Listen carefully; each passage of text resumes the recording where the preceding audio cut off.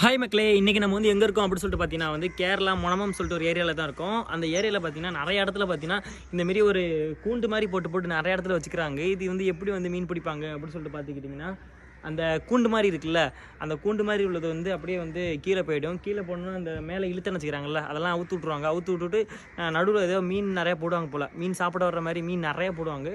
ஓரளவு கொஞ்சம் மீன் கொஞ்சம் ஸ்மெல் வர்ற மீன் மாதிரி நிறையா போட்டுருவாங்க.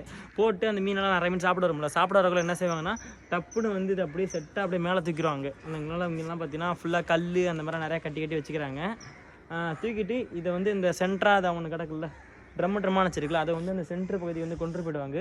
கொண்டு போய்ட்டு அப்படியே நடுவில் வந்து அந்த உள்ளே வந்து விட்டுட்டு சுற்றிலும் அந்த வலையை பிடிச்செல்லாம் பற்ற ஆரம்பிச்சிடுவாங்க. இந்தமாரி மெத்தட் வந்து இந்த முனம்பத்தில் வந்து நிறைய இடத்துல இருக்குது, ஃபுல்லாக நிறைய இடத்துல இருக்குது. இந்த ஒரு இடத்துல உள்ள தான் உங்கள்ட்ட காட்டிகிட்டு இருக்கேன். இந்தமாரி வித்தியாச முறையில் ஃபிஷிங்லாம் பிடிக்கிற வீடியோலாம் நீங்கள் பார்க்கணும் அப்படின்னாக்கா மறக்காமல் நம்ம மிஸ்டர் குட்டி சப்ஸ்கிரைப் பண்ணி வச்சுங்க.